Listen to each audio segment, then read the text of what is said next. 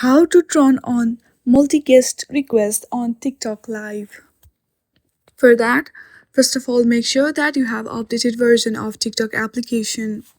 Once you check that, very next step you need to do is simply launch TikTok application on your device. Once you launch it, make sure you have logged into your account. Once you log into your account, there you will see plus button at the middle of your page. When you click on that, you will see post, templates and live option if you have followers more than 1000. When you click on the live, there you'll see setting your icon. Simply tap on that. Then this page will be seen. From here, make sure that panel is selected.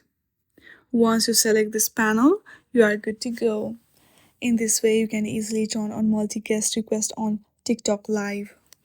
I hope you like this video. If you like this video, then please do not forget to like and subscribe to our channel. Thank you for watching.